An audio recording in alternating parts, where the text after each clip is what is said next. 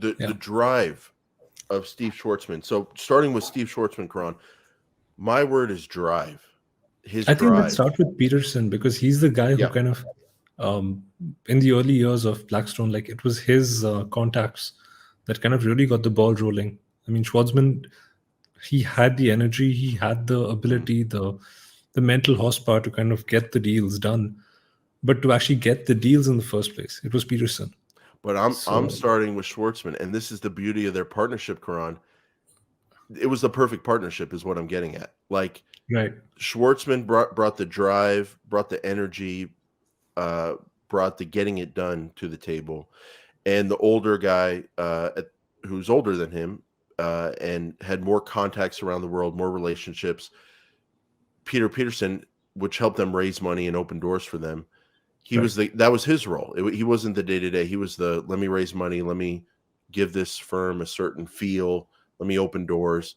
And I loved that partnership. I thought it was a perfect partnership. And even though they said at the end it got a little testy, But the it didn't. compensation also reflected that. Like Schwartzman never had his shares diluted. Peterson was more willing to dilute his shares. And eventually that's kind of his dilution is what kind of brought on new partners and brought on fresh blood into the company. That's Mhm. kept it going. Yeah, So so as they the grew and they were partnership still was right. private, they had to, in order to attract people and keep them, they had to share some of the ownership. Yeah, And more of that ownership they shared came from Peterson's share because he wasn't at the office every day. He was true. more of a passive owner, especially as time went on. And I want to give a lot of credit to him for having the foresight to say, like, yeah, it makes sense for me to give up more of my ownership than Steve because Steve's at the company running it every day. I'm not. It does make sense for me to give up more of my ownership, and I'm going to be better in the long run, better off, because if the shares I do retain grow because Steve and other people want to be there and run it every day, I'm happy to do that. Karan, there's not a lot of people on this planet that would have that I foresight, agree. humility, and smarts to do that. So I thought that I was very agree. impressive. And it really talks about the core of Blackstone. Like, I think the company hasn't had like major scandals and anything. And I think that really comes from the initial partnership and kind of the culture that they had in the company. So speaks volumes about that. Yeah, and even the partnership, like they say, like at the end, that maybe they were talking to their friends about the other one, and maybe there were minor resentments but they couldn't give it real examples, and True. there wasn't a real break with them ever, and that was it wasn't on the level of Charlie and Warren in terms of just like it's perfect forever, but the fact these guys were able to like stay partners, I also thought was very cool. I mean, I think the business relation was good. It was just the personal thing, the whole extravagant spending. It's not something that's normal. Again, for a lot of people, for most people, it's not normal to spend huge sums of money in order to kind of fuel the extravagant lifestyle. So I can understand where a lot of the friction came through, Mm. but yeah, I think it did not affect their business as much, Karan, did you which was see good. that steak I tweeted out a few weeks ago when Carvana had a good day? Oh, it Look, looked good. yeah, yeah. And It looked good. there was a story in here about Steve Schwartzman and his wife, their personal chef, quoted back in Oh, the the crabs. 2000s with $2,000 that because of these stone crabs or whatever, they spent Yeah, about $3,000 a weekend for food. yeah. And initially, I was like, "That's a lot of money." And then I was adding it up when I have a good weekend. Now you got to factor in inflation, but I, I, I, I'm not at that number, but I could get there. I could see a I'm glad path you're to not doing getting it there. every time races goes up because if that was the case, like it'd Yeah. be very different. I think races is a different league compared to Well, uh, I got to watch my health yeah. and weight here, Karan. I couldn't be eating like that as much. But my point is here, I'm defending Steve Schwartzman because if I ever have that kind of money, I'll tell you this, Karan. Told people this. No one in the planet is maybe Steve Schwartzman, but me and him, no one in the planet is going to enjoy being rich more than me. Like I'm going to take so much pleasure in it because I'll have worked so hard for it. But and I want to take pleasure in it. But here's where I want to defend him. A lot of people spend money, Yeah. and sometimes the media gets a caricature of a person or a theme, and they just run with it. In this New Yorker article I read, a couple things here, Karan. He says, well, what the media didn't tell you is that my chef was fighting cancer and I kept him on his payroll. Or I sent my chef's daughter to these schools.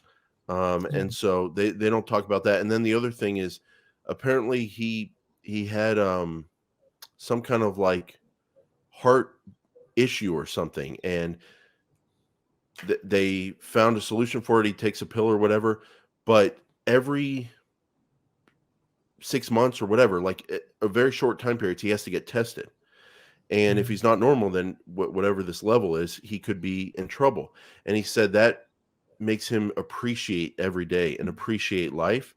And that's why he wants to, like, when he spends or celebrates, like that party, that was the mindset behind the party. It wasn't, oh, let me see how much money I can spend. It was, oh my gosh, I appreciate life and I want to celebrate it. So Yeah.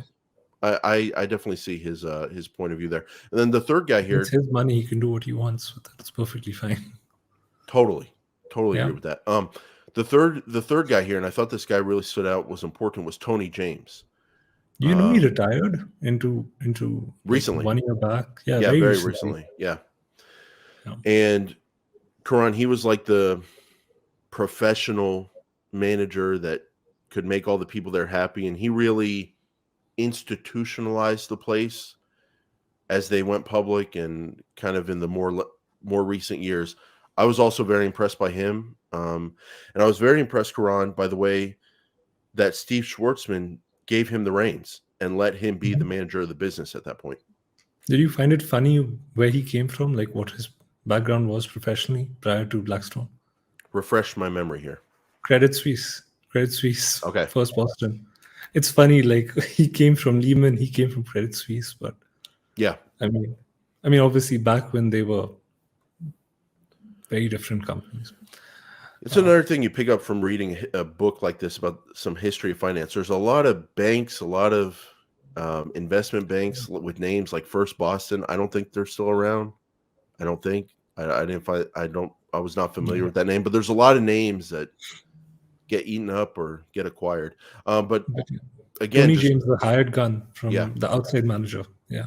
How did you like that part in the book, where he was talking about like it was difficult for Steve Schwarzman to kind of pick someone within Blackstone, so he had to go outside, and he happened to find this perfect match with Tony James. Like, is that something that seemed like, like, did it make sense? I mean, in hindsight, yes, it's made a lot of sense, but while you were reading the book, like, I was incredibly impressed by it because same.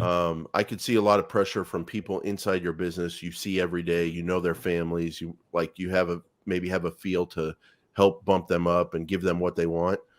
But at the end of the day, no one has anything if the business goes south. And I think that having the patience to find the right person, and then the thing that stuck with me the most is this guy, again, with the drive. It's his business. It's his money. It's the independence of thought. That's what it really was incredible. Yeah. But I was so impressed with the way he could flip a switch and go, oh, I found the right guy. And the right guy definitely needs to feel like he's in control and needs to be in control and can't have me second guessing him. Everyone's worried I would do that with the CEO. So the fact he could just flip a switch and go, yep, now I'm the chairman or whatever, and now I step back and let him run the shop. Super impressed by it. Same here. Like, when I was reading it, like at that time, I was like, I'm surprised Steve Schwarzman is actually going for someone who's outside the company. He's not looking at any people within the company. He's just like, these guys are not going to cut it. They can't take what I do. I need someone from outside. That was impressive. I'm thinking if this was kind of reminded me of him in 2008, where they're just like, we're going to stick to what we know, and we're not going outside our going to tech and all that kind of stuff. Yeah. Great guy to study. Now,